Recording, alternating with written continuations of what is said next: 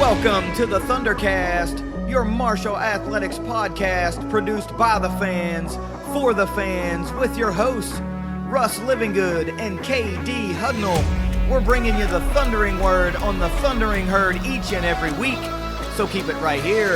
The ThunderCast is on the loose.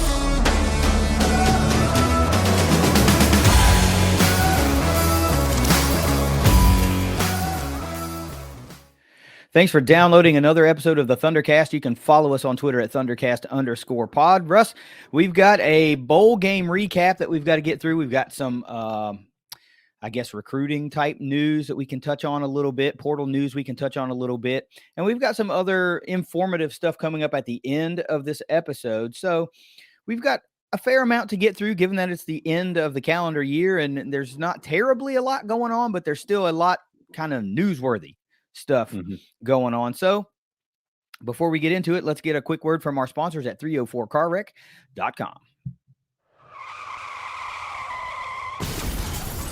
If you've been injured in a car wreck, visit 304carwreck.com on the web or on Facebook. What happens when an Ohio driver crashes into a West Virginia driver in Kentucky? That can be a mess. But if you can dream it up, Jason and Matt have probably been there, done that, and gotten their clients paid. Don't fight the insurance companies alone. Contact Jason and Matt at 304carwreck.com. It's the end of the year. Football season is finally over, and now we turn our attention from a football standpoint to portal news, recruiting news, and all that good stuff, along with, well, we still get to look forward to some coaching names that are going to be announced eventually for the Herd. So let's get it all kicked off this week with 5 things that every Herd fan needs to know. Here are 5 things every Herd fan needs to know this week. As always, brought to you by Ignite Link, the Tri-State's premier IT management team. Number 1, Matthew Bell selected 16th overall in the MLS Super Draft, and Morris Dugan is taken in the 3rd round. Now, I did see that, right? And that's awesome because it's Marshall's highest ever MLS draft pick. And I don't remember if it was the first time ever in the same class. Okay, so I was going to say, it didn't feel like the first time ever. But multiple players selected in the MLS draft. Hey, man, I mean, do we have to go in depth about this? I tweeted in real time that I think Matthew Bell's an absolute steal at 16. I mean, you talk about the type of player that can be a cornerstone for your organization for a very long time. It seems like Matthew Bell is that type of guy. And there were so many interviews with him during draft day that were circulating around, really cool to watch, man. You really don't see, or you really didn't hear a lot from him during his time at Marshall. And I guess that does put to bed one thing. He will not be back for the Herd. It gets he's playing MLS, which isn't really a shocker, but man, how selfish would it have been to have him back for one more year, or selfish of us as Herd fans, not for him, to have him back for one more year. Just an all-time great. And no slight to Dugan as well. We can't really just breeze past him. What he did was pretty amazing here as well.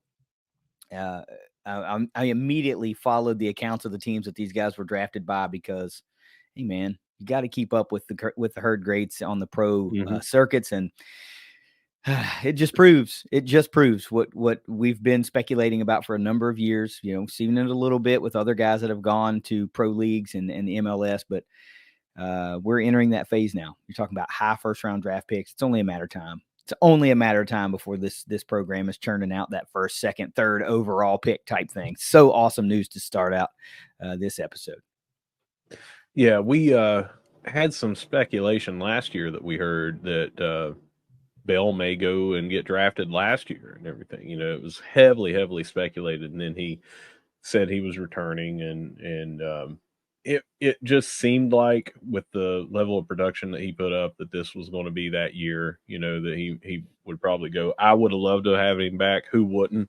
But we wish him and Dugan the best of luck. And all this does is show incoming transfers, incoming recruits. You can come here to Marshall and you can go play in the MLS and be one of the highest drafted on the draft day. Yep.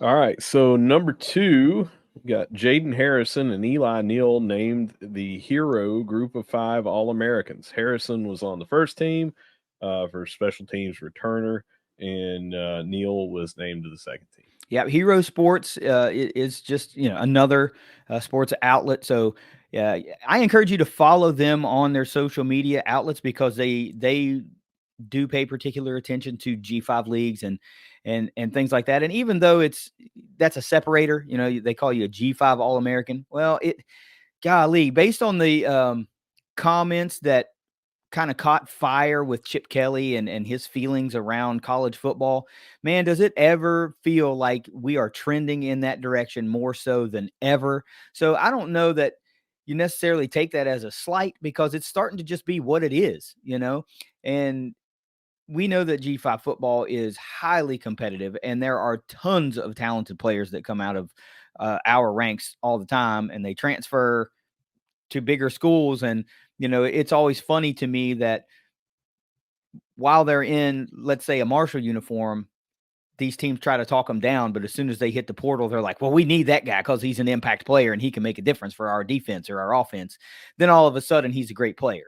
So I think that's funny as hell. And it shows the, the double standard in college football. But that's another topic for another day. What we're talking about right now is All-American honors for two of our guys, and well-deserved. Eli Neal flew under the radar for so many publications and on a national level and on a conference level because of guys like Jason Henderson. Whenever you have a guy like you play in the same position as somebody that's leading the nation in tackles, you're just going to get overshadowed. But man, if he didn't really turn it on at the end of the year, and we're going to talk about the bowl game here in a little bit. He went out with a bang. Eli Neal, all those guys. Porter went out with a bang. Abraham went out with a bang. All the guys that, particularly on defense, those big three that we were all like, yes, they're coming back. They made the most of their final game, and it was awesome to see. But huge congratulations to Jaden and Eli Neal, two of the greats. And I'm really glad that at least for now, it looks like we are going to have Jaden Harrison back. There's a plenty of time to be speculated and things can happen, but for right now, I don't hear any rumblings about him entertaining going anywhere, and he's going to be a huge piece for the herd moving forward if he stays. And finally, there was another SIS football All-American given out to Jaden Harrison. That is one that is way further down than Walter Camp and all these others, but still, it's an accolade that we cannot gloss over.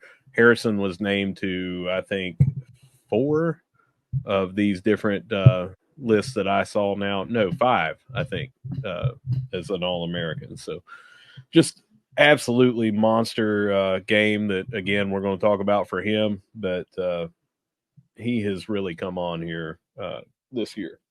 All right, number 3, there is an all-new dugout club for Marshall Baseball, and we want to announce that on here and talk about it, but later on in this show, we're going to have a representative from the dugout club talk about it, answer a bunch of questions, so we're not going to get too in-depth in it right here.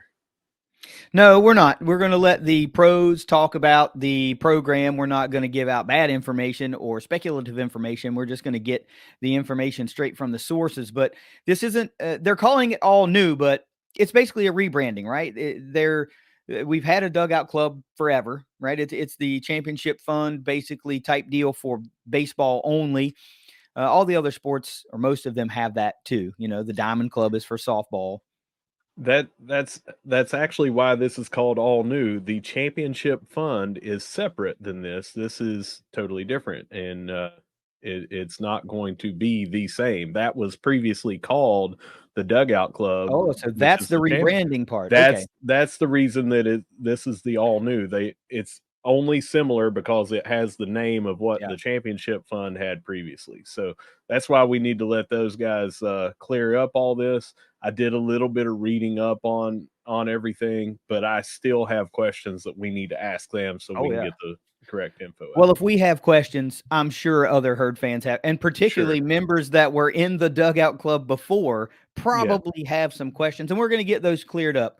But it's a big time in herd history for Marshall Baseball. We all know it. They're making the calls for season tickets, and I'll tell you what, we got the call yesterday as we record on the 21st. So we got the call yesterday, and we secured our seats. So we'll have season tickets for herd baseball to give away to all the herd fans. And when I got the call, they told me, it's starting to get pretty slim, so if you haven't received the call yet and you're expecting to get seats in a certain area thinking that there was not going to be a problem with that, you may want to have a backup plan, a backup plan, and even a fourth, fifth, or sixth option, because by the time it gets to you, there just might not be much left. So be prepared to talk it through and not rush the process. But it's going to be really great to have somebody from the Dugout Club come on here in a little bit and give us the right info and get that out to Herd fans, because man, we really need to rally behind Herd baseball, right? New stadium, all new season tickets being handed out or available for purchase. And we all know what Sunbelt baseball is. It is a highly competitive league, to say the least. And this is somewhere where Marshall can start to gain a little foothold in a new sport in this conference. And, we've seen softball do it. Now we need to see baseball start to do it. And it's going to be an easier path with more support. So if you're excited about baseball, if you've always been a baseball fan and maybe been ho-hum about Herd baseball, maybe the time is now to get away from being ho-hum and being all in on Herd baseball. All right, number 4, we have some transfer portal news. We had, after the bowl game, we had 2 players that we can confirm have transferred, and that's Elijah Alston and John McConnell. Mm-hmm. And then we have more transfers that have come in over the past week that we can talk about. Now, I have to say real quick, I have an article over on ThunderCast.online that highlights all of this stuff. We update it every 2 to 3 days, but we decided to wait on this one to the day after the bowl game, because usually that's when you're going to see some transfers enter. But also it coincided with signing day, and that's when Marshall announced some of these officially as signing. So thoughts on Alston and McConnell before I get into those that transferred in? Yeah, 2 huge pieces for the Herd. We know that. And, up until this point, it was, all right, well, we lost Trent Holler. He was a pretty productive offensive lineman. We lost Sean Salas. We thought he was going to be a bigger weapon in 24. But now we're starting to see players that were really impactful for the Herd. We sung the praises of John McConnell all season long. He was a huge bright spot. And it would not surprise me if he is going to be a coveted specialist in the portal, because the kid is just great at what he does. And Elijah Alston, that one was really, really surprising. And that was a guy that I thought would be a cornerstone piece for the Herd defensive line next season, because he was really, really impactful this year. And he's not just your typical edge rusher. He's not just, a speed guy or a run stopper. He's an all-around defender. And I don't think it's evidenced any better than the, 85-yard pick six that he had against, I believe it was Old Dominion. I mean, dang. Was it Old Dominion? I think it was Old Dominion. I thought it was Virginia Tech. I don't know. We had to anyway, whatever it is. It was during the early portion of the season, and it went 85 yards the other way, and a crazy athletic play. But he was a guy that I think, if I'm going to put a sting level to him, I think Alston shoots to number 1 on the sting level for me, just because of what we knew we were losing on the defensive line anyway, through exhaustion of eligibility and potential, just guys being done, right? I thought he and Mike Green would make a nice combo next year. And, we always wish them the best, but it doesn't make it any less painful when guys that you're kind of banking on decide to hit the portal. And immediately upon hitting the portal, he started tweeting out, XYZ school offered, ABC school offered. So you can tell that he was a very, very popular player in the portal. So now it's just, where will he land? Because he had offers across the country at both levels of Division I ball, both P5 and G5. So say what you want to say, right? I don't think that you're in a win-win situation with fans, and I know players probably don't care about that, and they really shouldn't. But you're not in a winning situation with that, right? Because if you announce before the bowl game, then they're going to take it some sort of way. If you announce after the bowl game, then they're going to take it some sort of way too. And I think this is a nicer way to do it, right? If you were going to leave, you didn't make any indication about it before the bowl game. You prepped and played and gave it your all right there for the bowl game, like you would hope fans would hope you would do. And then after the bowl game, you're like, all right, I'm hitting the portal. I think that's respectful. I don't want to see them leave, but they didn't announce before. They made themselves available for the bowl game. They played for the Herd one final time, and that's the best of a bad scenario, if you ask me. Yeah, and just briefly, the reason that they have to decide when am I going to enter, and some people go early, it's kind of indicative. Let's say you're a quarterback, and several other quarterbacks hop in and say, "Well, I'm in the transfer portal." Well, you've got to go in immediately if you're going to do that, because you have visits that you have to take. You have to get offers and everything. You have to move to that school. You have to enroll in that school, and you've got to do that before the semester starts. So there is a time limit on what you need to do. And, some people had to get in early. Otherwise, there weren't going to be any spots to be taken. Yeah. All right. So here's who we got coming in. All right. We have several people, and this seems like it's old now that have come in. We already talked about Tyshawn Chapman from wide receiver, or from North Carolina, wide receiver coming in.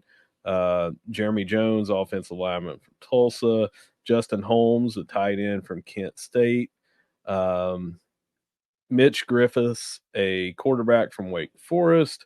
Christian Fitzpatrick, a wide receiver from Michigan State.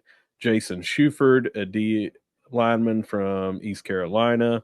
Elijah Metcalf, a wide receiver from Middle Tennessee.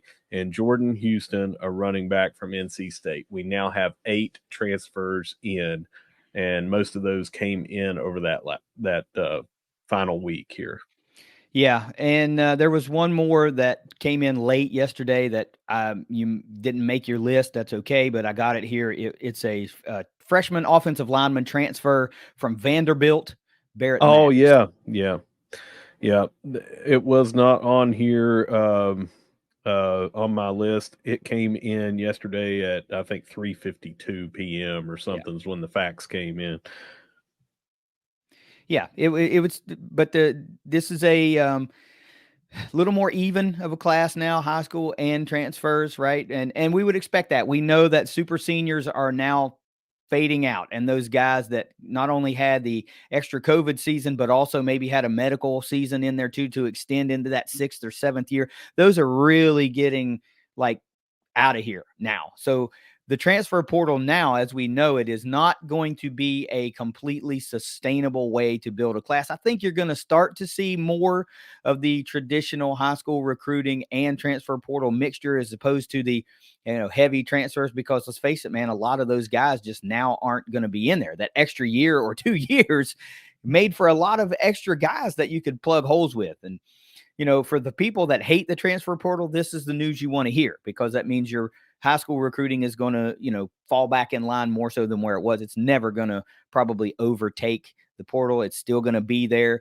At best, you can hope maybe it's a 50-50 or a maybe 60-40 type deal, but you're always going to have the portal. It's always going to be there. And just because you don't like it doesn't mean it's going to go away, because there are days that I hate it. There are absolute days that I hate it, but there are also days that I'm like, hey, yeah, and that just goes along with the news of the day. Like, we lose a guy that I really wanted to keep, I hate it. But if we get a guy that I think can be instantly impactful and plug a area of need, then I'm like, yes, I love it. But we'll do a more in-depth type recruiting breakdown, because the official early signing period ends on the 22nd, I believe. So we figured it would be best to let that early signing period run its course and then do a full, more in-depth recap of the class. So we'll do something like that here in a couple of days. Yeah. Before we move on to the 5th one, which is about signing day, we have a few people that came in that has caused a lot of discussion. First is 6'4" wide receiver from Michigan State, Christian Fitzpatrick, in his commitment says committed to the air raid. Right. I don't think that you're going to have a conversation with an incoming wide receiver and let him just assume that it's going to be an air raid offense. So it seems to me like the air raid is coming with Daggy, and it's kind of exciting. We had offensive struggles this year, and air raid has always put points up on the board. It's been exciting, and fans of 90s Marshall football have always wanted lots of passing, lots of yards, lots of touchdowns. So kind of exciting. Thoughts on that? Of course it's exciting. The worrisome part for me is you're installing a completely new style of offense with a lot of new pieces. That can be a good thing, can be a bad thing, right? We saw all season long that things like drops were an issue, that inaccurate passing was an issue at times. The turnover bug, the interception bug popped up a lot. And of course, we're going to be talking about at least some new quarterbacks, and we'll definitely be talking about a new starting quarterback for 2024 because Cam Fancher hit the portal and he just isn't on the roster anymore. So whether it's Cole Pennington or whether it's Griffiths or whether it's somebody that isn't even on the roster yet, then you will have those conversations in the spring. It's exciting because I think everybody loves a high flying passing downfield offense, right? And I think it's also indicative and not really that surprising when you think, okay, well, Rasheen Ali's not going to be back. So they're not going to be taking carries away from an explosive player like Rasheen Ali.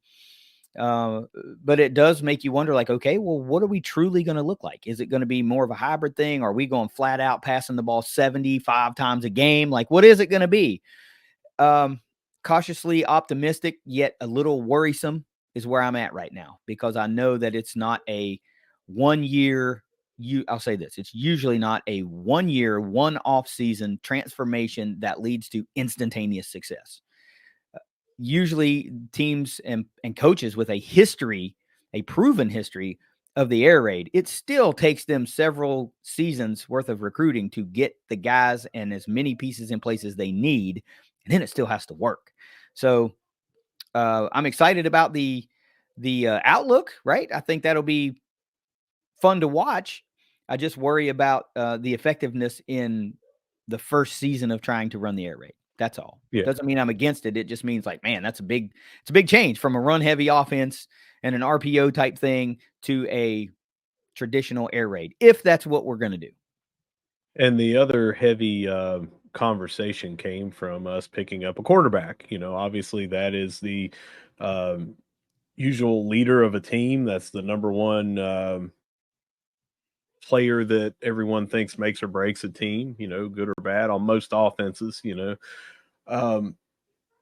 Picking up Mitch Griffiths, we had a lot of people say, well, I expected us to pick up someone bigger, or I expected us to pick up someone with bigger stats. Well, you expect someone to come from an air raid type of offense, or at least from an air raid roster. And I don't think anybody's going to say Wake Forest is that team. That's what that comes from, I think.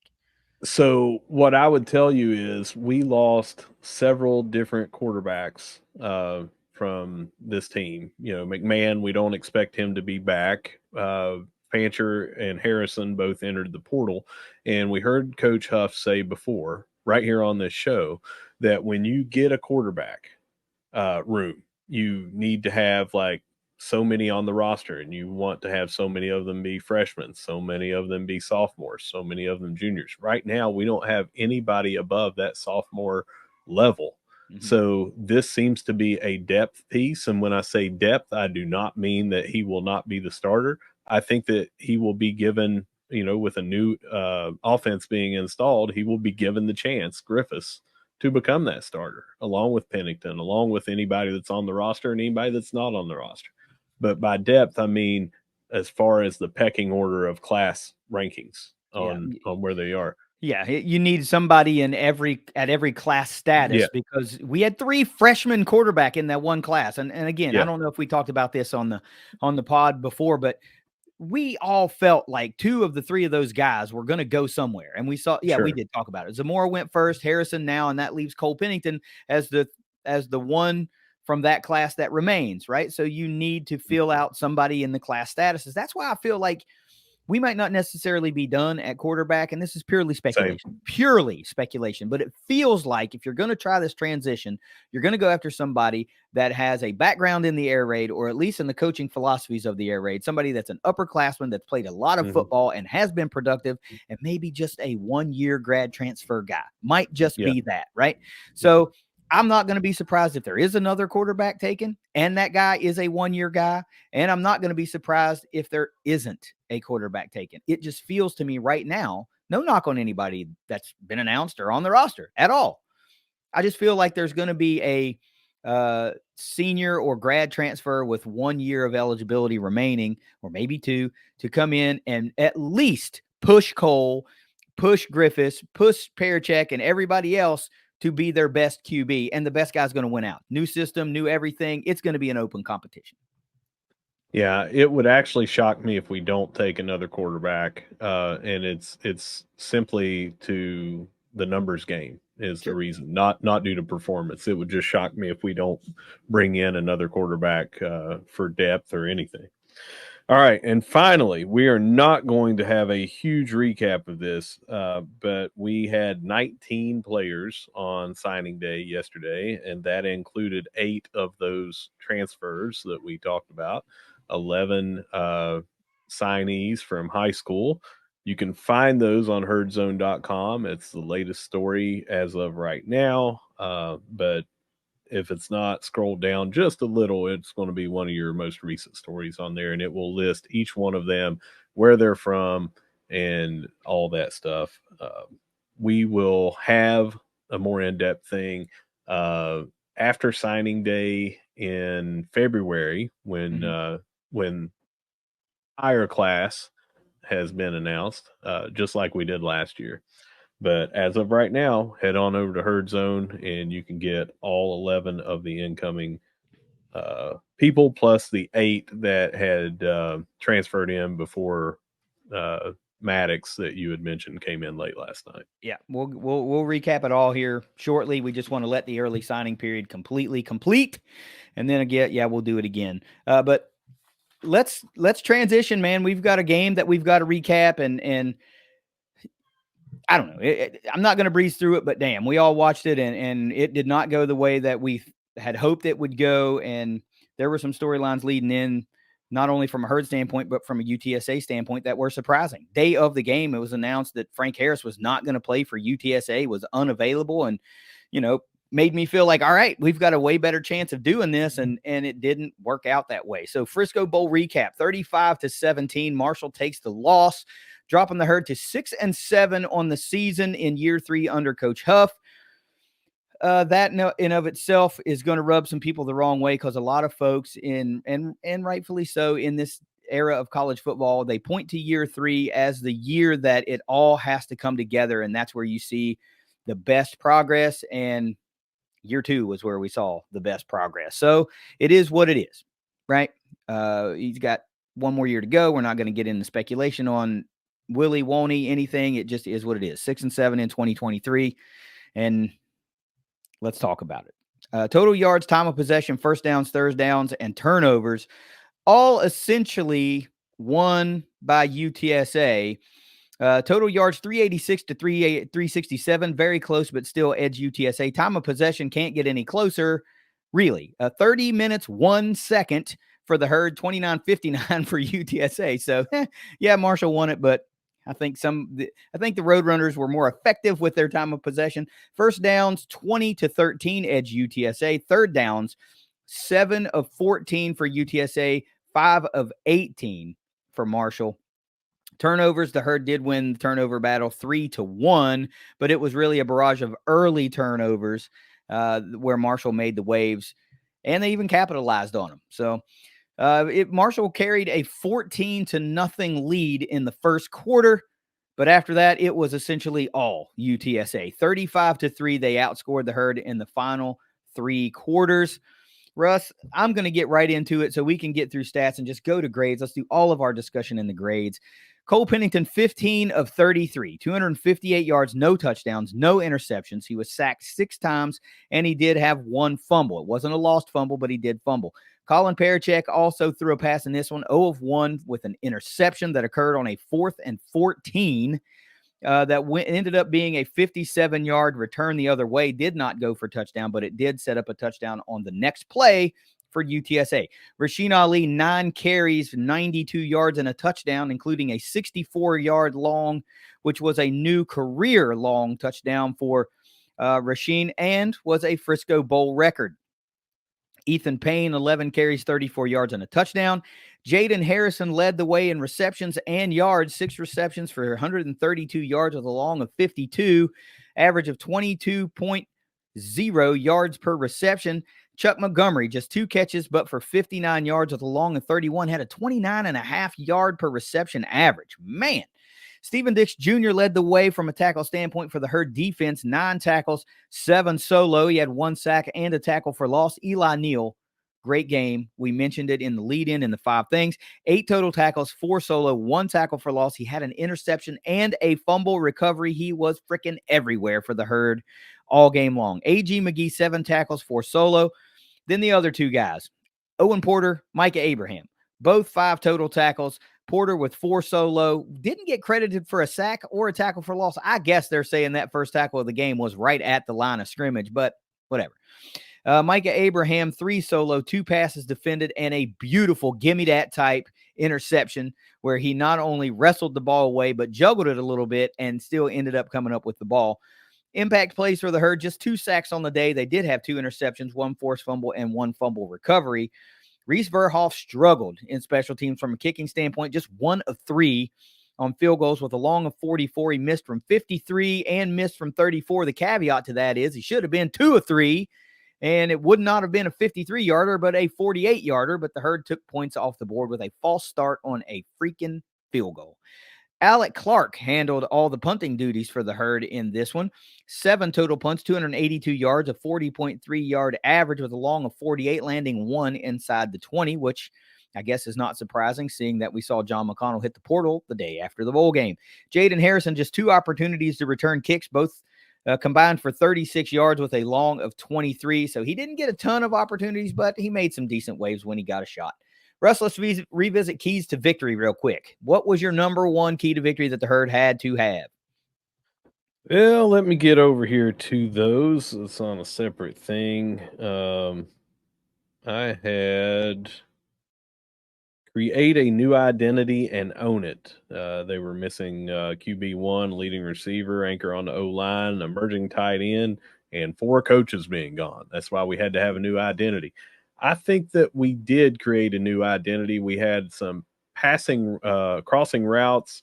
We had a lot more down the field passing from Pennington. They were throwing absolute bombs 30, 40 yards down. I feel like they actually did create that new offensive identity. I just do not feel that they owned it.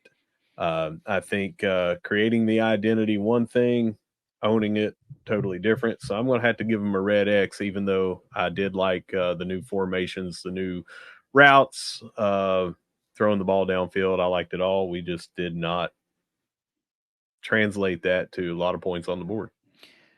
My number 1 key to victory was that Rasheen Ali had to go out with a bang. Guess what? He did that. The bad news was it only happened for a half, and there was speculation out there of whether, he chose to set out, if Coach Huff told him you're done. The term pitch count came into the broadcast and the post game.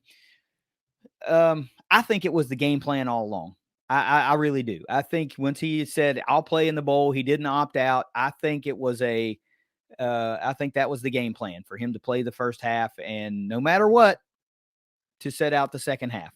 He probably would have played for the Herd because his body language and stuff didn't say, I ain't going back in.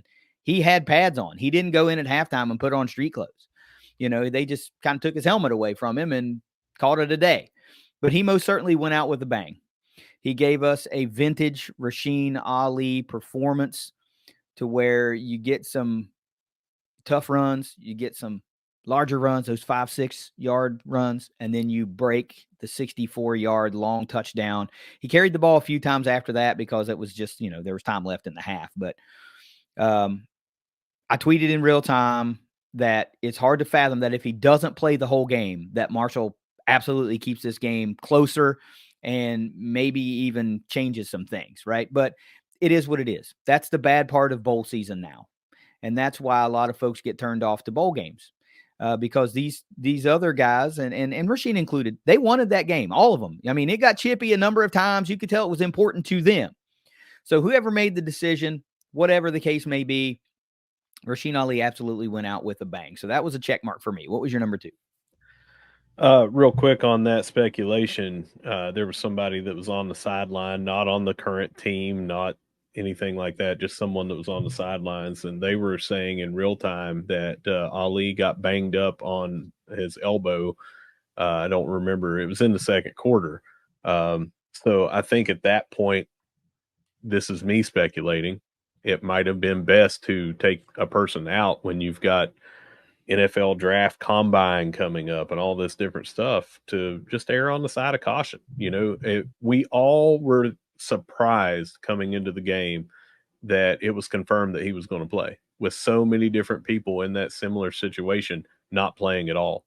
And it just seems to me like that is a likely scenario, is that, yeah, they were probably not going to try to give him 30 to 35 touches during the game. But as soon as he got dinged up, it wasn't even in the end of the second quarter, he was not in, so it seems like after that happened, they were just like, well, let's take him out, and it's not worth putting him back in. It is what it is, as you said. Number 2 for me was forced interceptions of Frank Harris. He has 2 games this year where he had more INTs than touchdowns. Those were the 2 games he lost. Well, couldn't intercept Frank Harris because he didn't play. We did start out with 2 interceptions against McCown, and that led to us being up 14-0 early. I don't know where to get that, because Frank Harris didn't play. I don't know if that's a check or not. It's actually a check, right? Because I think you were more concerned with getting the interceptions than who was throwing the interceptions, right? Yeah, but we were expecting Harris to play, and we expected to put up a lot bigger numbers than McCown was going to put up as a true freshman. He had a pretty good day. Yeah, I know. But going in, that would have been the but anyway, that's where I'm at on there. I put that one as a question mark officially for me. All right. Now, my number 2 was the Marshall run defense must look like the late season Marshall run defense and not the early season run defense. Early in the game, they did. They looked great. Late in the game, when it kind of softened up and UTSA had a lead, and they didn't have to really do anything. They just had a luxury. It didn't look that well. Now, they didn't give up the 70-yard touchdown, and that was mainly what I was talking about, with that point. But they gave up a 17-yard rushing touchdown. They we're starting to give up those 6, 7, 8-yard runs, and the 3rd and 4s were getting picked up. It was that kind of stuff. But it was a half, because for the first quarter, part of the first half, most of the first half in the run game, they looked really good. What was your? Well, they looked like the 85 Bears is what they looked like early in that game, but they only had 135 yards rushing on 41 attempts. Right. And I'd say that you could probably give that a check, because they did look really good. It's the 3 touchdowns on the ground that really, kind of mitigate that overall yardage allowed. One of them was a 1-yard run, but still, I'm with it. Yeah. Right. All right. 3 for me was contain Cephas and Ogle Kellogg. I'm going to say no on that. We did not contain them early. We were doing a great job because we were getting to McCown, but all of a sudden he reeled off like 13 in a row or something crazy like that. So I got to give that a red X for me. Yeah, my number 3 was Cole Pennington must play well early and find consistency.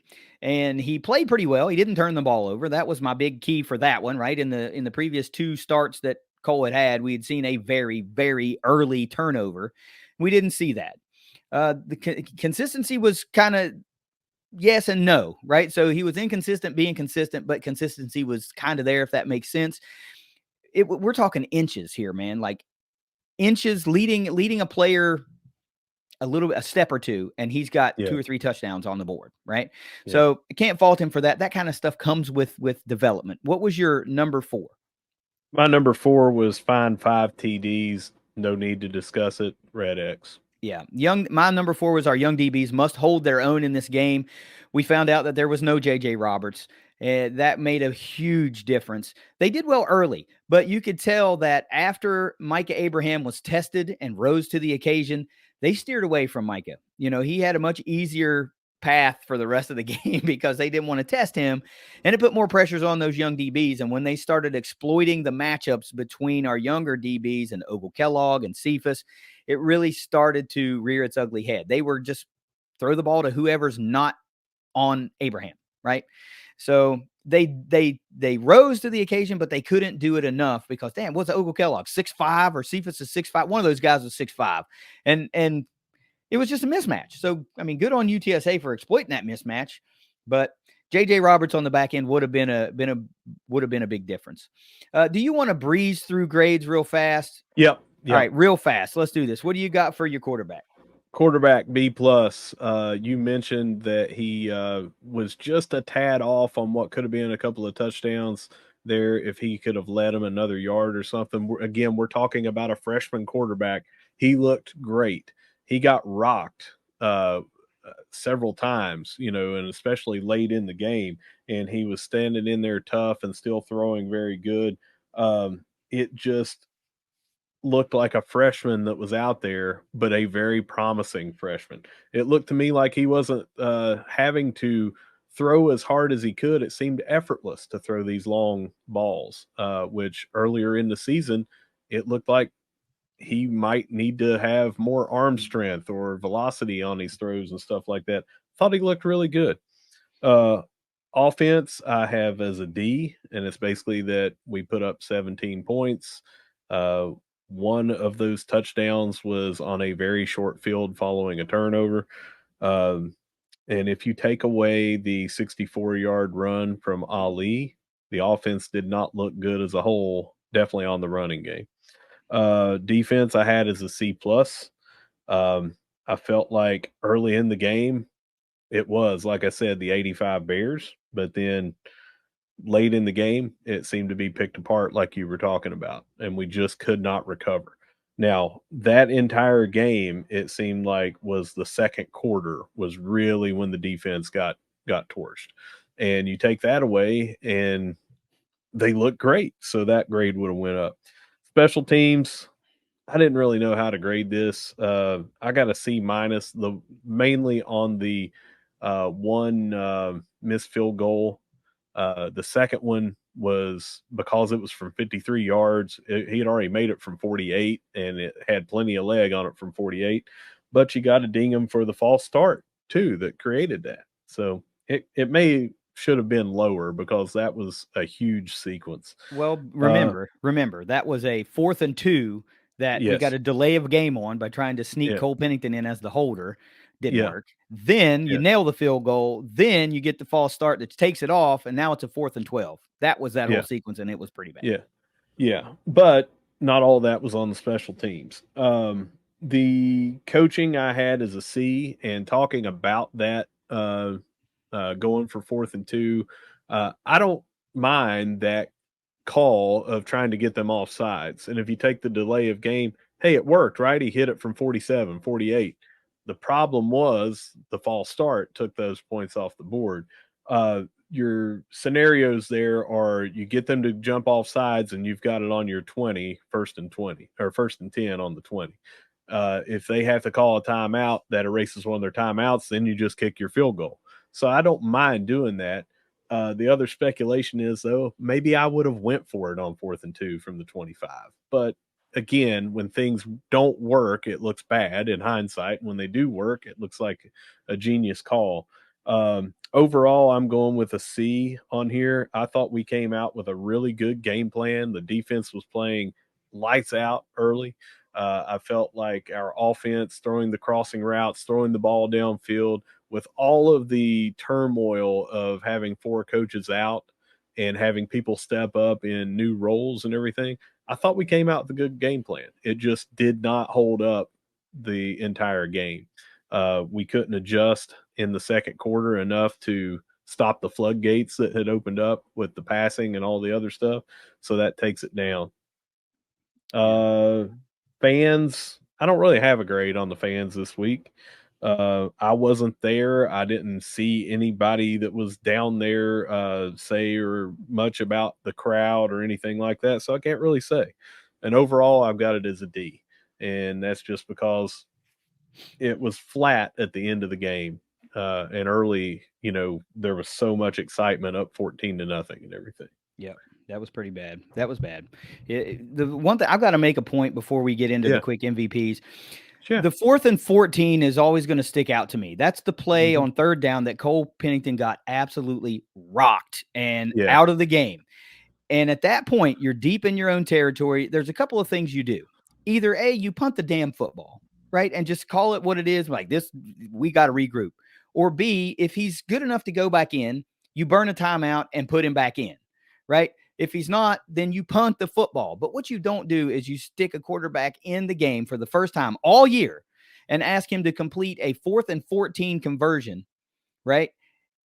And then it ends up in an interception that goes 57 the other way to set up a touchdown. That was easily the worst sequence of plays for me in this entire game. And it was one that gave so much momentum to UTSA. They were already kind of cruising, but that one just ignited the crowd for them and got them into the game even more, got their sideline ignited. I don't understand that one. 4th and 14 from, I don't remember where it was, but it was not near midfield, Yeah. So I think there was like 10 minutes in the game. You just cut your losses at that one and punt the football.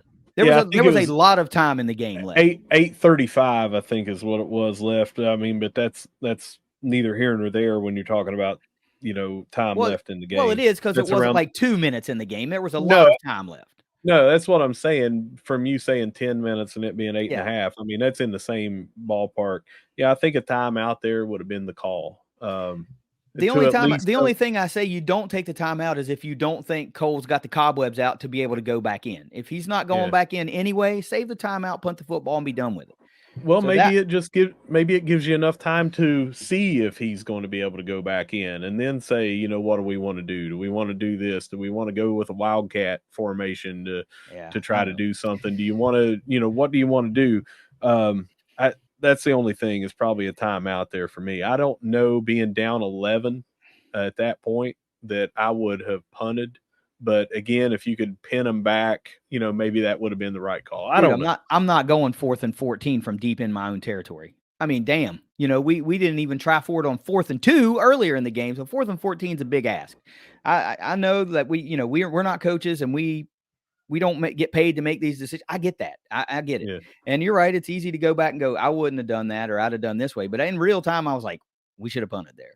It wasn't because of an interception. It was because it seemed rushed. It wasn't going to work. Your quarterback just got knocked out. Like, that's it. Just punt the ball and live to fight another day. Yeah, I think definitely I'm not punting in that situation. Oh, wow. I would have called. I am 100%. I am 100%. No, you're down by 11. To me, you got to score. And I mean, the game to me was, the momentum was so far on the other side. A punt, even if you get them down, like let's say it goes in the end zone, you're gaining 8 yards or something like that. Because I think they were on the 28 or something, weren't they? What? Us? Weren't they on the 28? We were on our own side of the 50 when that happened. I'm pretty sure. With a 57-yard interception return? It was a long pass. Yeah, I don't know, man. I don't know where we were, but it wasn't. I'm gonna look it up. Well, let's look it up later. We got some other stuff to do. So, what's your offensive MVP? Offensive MVP. I'm going with a 3-headed monster of Pennington, Jaden Harrison, and Rasheen Ali. Ali would have probably done a lot more for consideration if he would have played longer, but 64-yard dagger there in limited time. He had 10.2 yards per carry. Jaden Harrison looked amazing with yards after the catch and everything. Pennington, I really liked how he was, the moxie that he had and throwing long and reads across the middle. I thought he did a great job.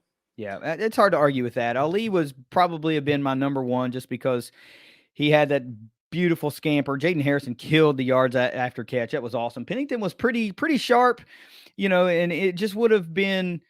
I mean, I think if a couple of more yards or just lead a receiver 2 or 3 times, and his stat line could have looked gaudy. I mean, it could have been 350 and 3 touchdowns. It's just those little things. I've got your yards here on that 3rd and 5. We were on our 28, and he got sacked, so we were on our 37. So that you're looking at that. You punt, yeah, you can get them maybe on the 5, but if it goes in the end zone, they're getting the ball on the 20. Well, I don't see it as our 37 would be on the wrong side of the 50. No, the UTSA, they're 37. We were on our 28, got sacked, and then we're on our 30. They're 37. There you go. That's different. Yeah. Okay. Yeah. All right. So who's your defensive MVP? Defensive MVP is Eli Neal, man. He there was other people that made some huge impacts, and you could talk about a bunch of people, but he had the interception, he had the fumble recovery, he had second most tackles on the team. He just seemed to be all over the place, and he deserves it. Yeah, he does. Special supporting MVP role to Micah Abraham. He freaking lit it up too. Another vintage interception. Awesome. Who's your special teams MVP if you have one? Alec Clark. There wasn't much to pick from. So. Well, he did a damn good job, though. Well, look, final words on this one are the season is over. The Herd is 6-7, and now you begin the climb.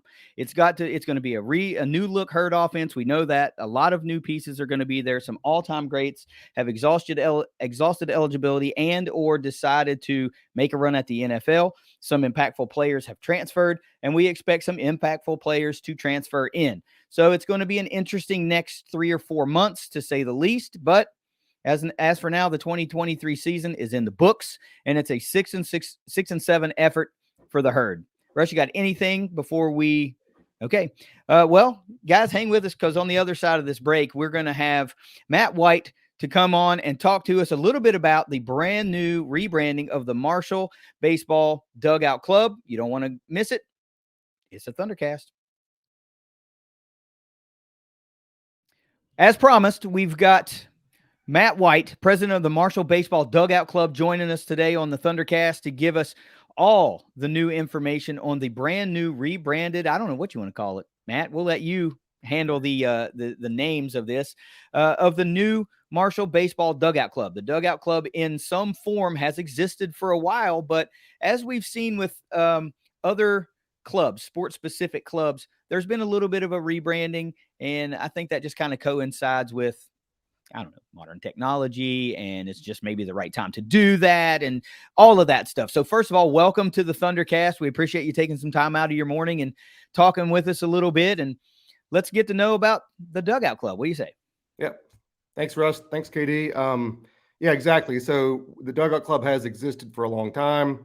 It was run by a Marshall baseball legend named Greg Rousey.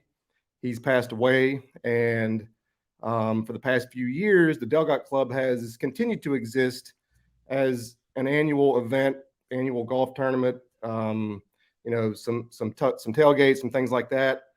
But we decided that it needed to, as you said, come into the new age, get up to date with technology. And so we have rebranded and retooled the Dugout Club to create more of a modern look, a database, and a better way for the Marshall baseball community to communicate with each other. So at its essence, what is the Dugout Club? Because I mistakenly, even in the 5 things segment of the show, I thought it would just be the next edition of the championship fund for baseball, because that's kind of what it used to be, and right. Russ was like, no, that's the different part now. It's not the championship fund. It's its own thing. So that's, I think, where a lot of folks are going to draw the comparison as well. So exactly what is the Dugout Club? So our intention is not necessarily to raise money. That's what the Big Green does. If somebody wants to give to the championship fund, there's ways that the university is already set up to do that. Our intention is to create a baseball community, especially with what's going on right now with the stadium.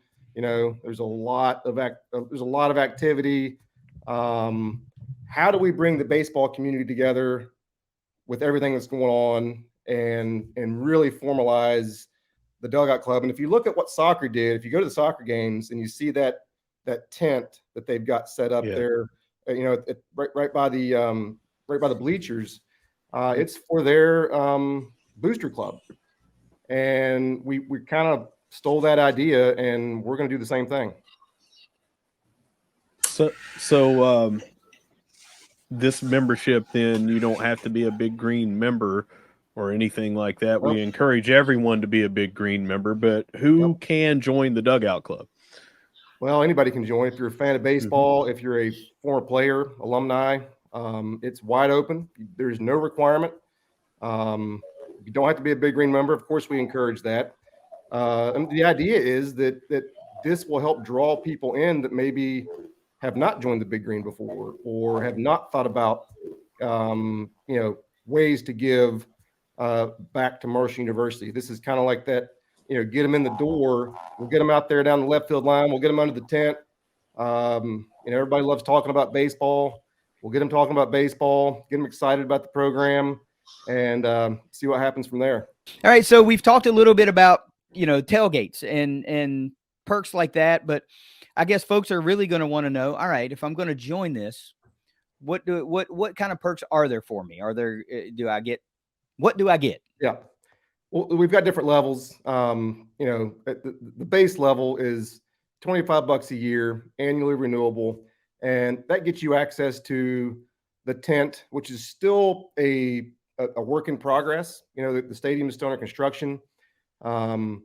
The Big Green and Coach Beals wants the Dugout Club to have its own space down the left field line. So your membership, your base level membership, gets you access to that, as well as Coach Beals. If you haven't seen Coach Beals's newsletters that he types up, they're great. He does a great job of informing everyone as to what's going on with the program. So you'll get access to that, and you'll get access to the team store. So we got together with BSN Sports, and a few times a year, they are going to open up a baseball exclusive team store that you can go on and order your, you know, your team gear and your baseball gear.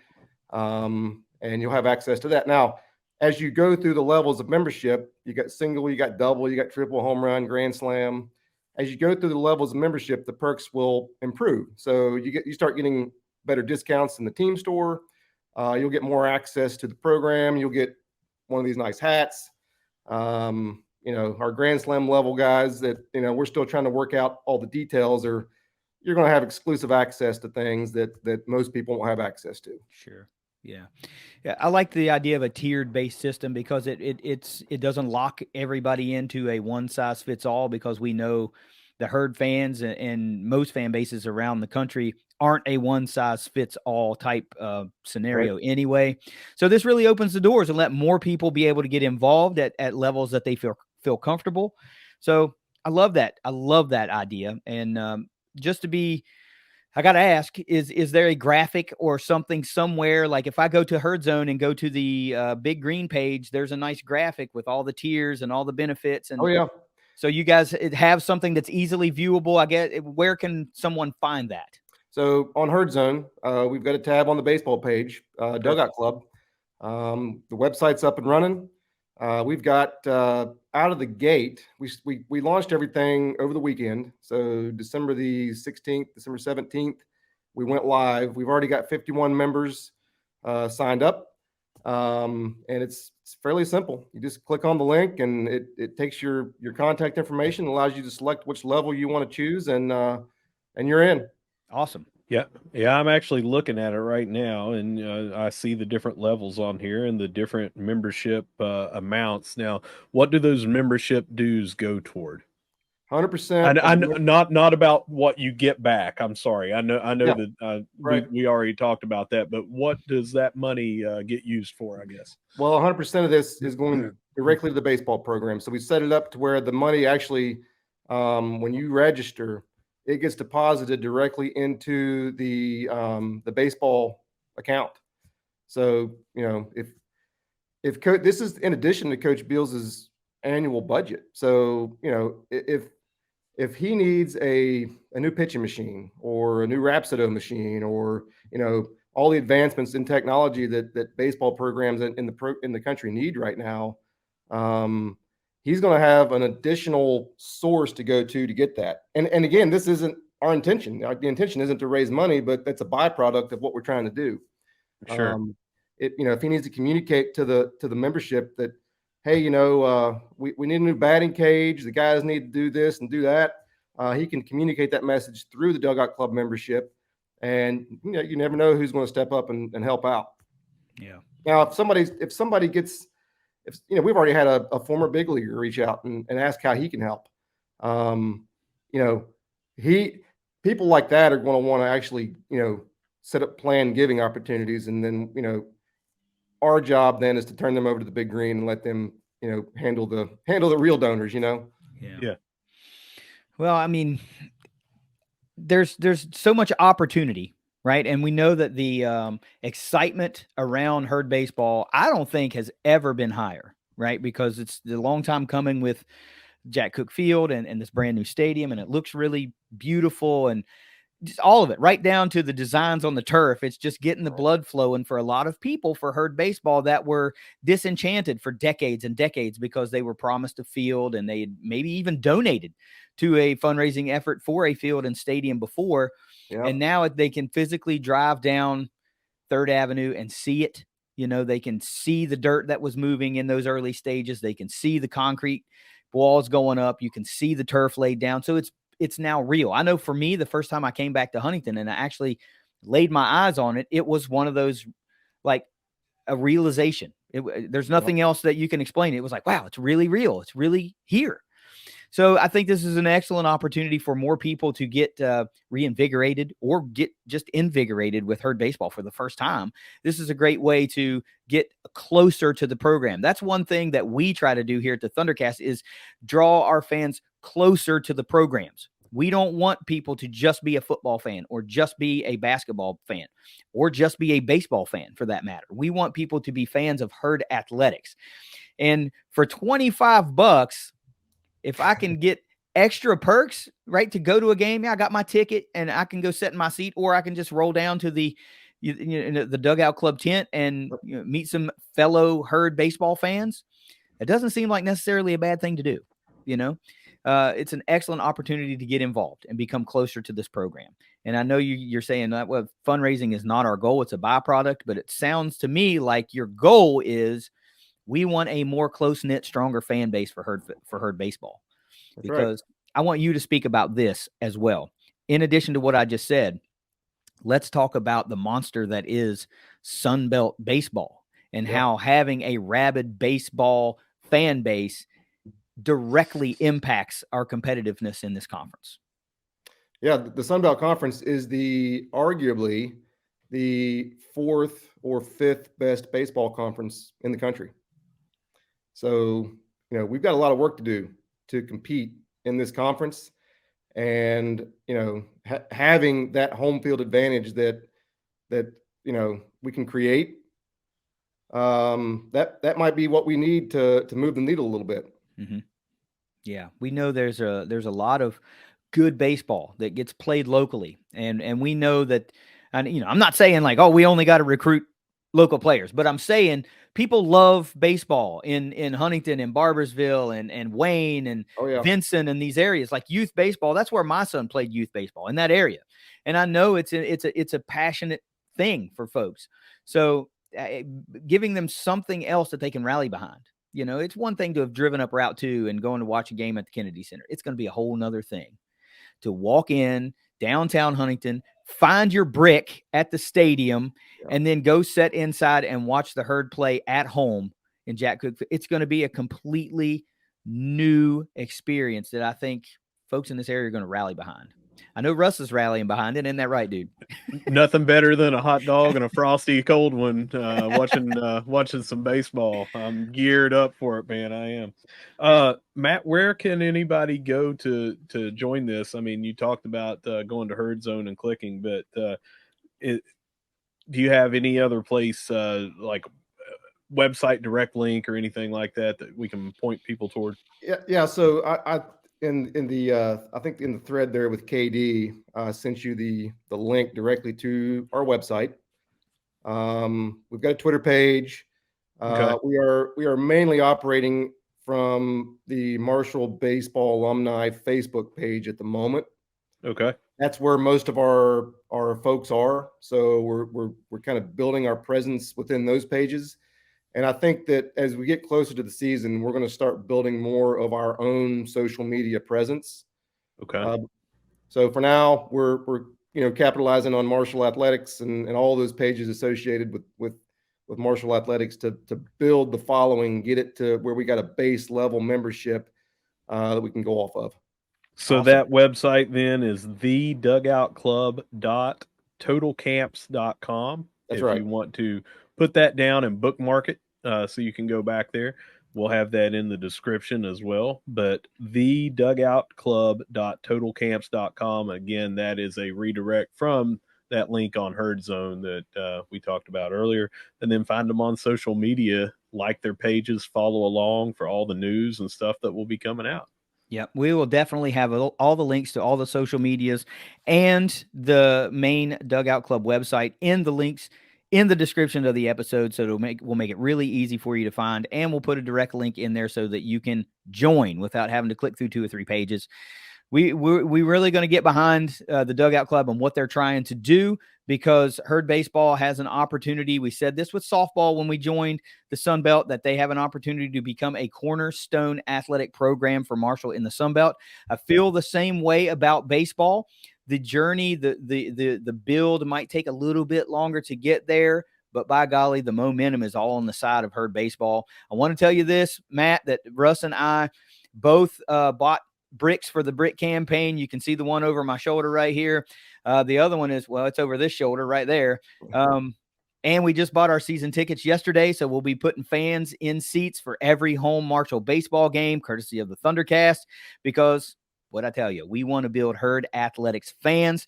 Thank you so much for taking some time and giving us the lowdown on the Dugout Club today. I want to give you one more opportunity to say anything that we haven't covered about the Dugout Club or just Marshall baseball in general. Speak it directly to the Herd fans. You guys covered most of it. I'll say that, Coach Beals is if you don't know much about Coach Beals, he's a great guy. He's a great coach. He's new, so he needs us as much as we need him right now. So this Dugout Club is a great place to go to get to know Coach Beals and get him up to speed on who we are as a Herd baseball community. So join the Dugout Club and get to know the program, get to know Coach, and we'll see everybody March 1st. Yeah, you will. Yeah. All right, Russ, let's take it around the Herd. Yeah, we're going to start off with a couple of schedules. These actually came out last week and everything, but the baseball schedule is out and the softball schedule is out. I don't want to go through every single game, but if you head on over to Herd Zone, you'll see where you can catch them for their home games. Don't forget, March the 1st is the very first game at Jack Cook Field for baseball, and that's against Manhattan. They'll be there for a weekend. But you can also check and see if they're going to be in your neck of the woods or wherever you might be for away games. Yep. Baseball, softball, schedules both out. Yep. Remember, I guess the big thing about baseball that you want to talk about outside of the Sun Belt schedule and the first game is that West Virginia appears 3 times on the schedule. So there's going to be a game in Huntington, a game in Morgantown, and a game in Charleston. So you're going to have plenty of opportunities to see a broken up 3-game series between the Herd and the Mountaineers. That's a really cool wrinkle in the schedule. I think that's pretty cool, man. That's one of those luxuries that a sport like baseball allows you to do, and that's just pretty cool. Yeah, now softball, just to highlight some things because fans love to see this. Morgan Zirkle does not appear to be pulling any punches with who she's going after. We've got Arkansas, Michigan State, Penn State, a couple other big names on here. Arizona, Indiana, Purdue, and Purdue again. Notre Dame is on here. Lot of big name Kentucky, and then of course our conference slate that you are going to see every time. But lots of big name opponents that we are going to be playing this year. So head on over to Herd Zone. Like we said, you can see the full schedule for both teams. Yep, lots of big opportunities for games at Dot Hicks Field. Of course, they're also hosting the Thundering Herd Invitational in early March, which is what's going to bring Purdue to the Dot. It's going to bring Butler and Radford. And then you got Marshall March Madness at the Dot the next weekend, and that's how Notre Dame gets here. So there's going to be some opportunities to get to the Dot and see some big opponents. We know that the RPI argument is what ultimately sunk the Herd last year from getting in a at-large bid to the NCAA tournament, despite being the Sun Belt Conference runner-up. So Morgan Zirkle's like, not this year, Chief. The RPI is not going to be an issue. It's just going to put all of the onus on the Herd to go out there and perform and win those games. So if they're able to win games, the RPI should not be an issue for the Herd being on the bubble for an at-large bid in the NCAA tournament. All right, men's soccer picked up a couple of transfers. We got, and I hope that I'm saying this name right, Roheen Kapila, and he's a transfer from Green Bay, Wisconsin. And we also have Alexander Vukovic, transfer from UC Riverside. KD, what continues? The reload continues. The reload continues. Both of those guys were listed as defenders. You can see their stats if you look them up, but just looks like we are still getting player after player that wants to come here under Chris Grassi and play for Marshall. And I think you're going to continue to see that happen over the years. Lose Matthew Bell, just gain a few more. Yeah. It's always exciting to see who decides to come to the Herd. So the class has no shortage of talent, as you would expect. So the Herd soccer program is not taking a dip.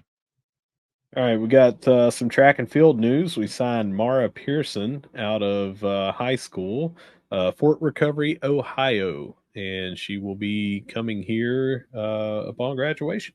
Cool.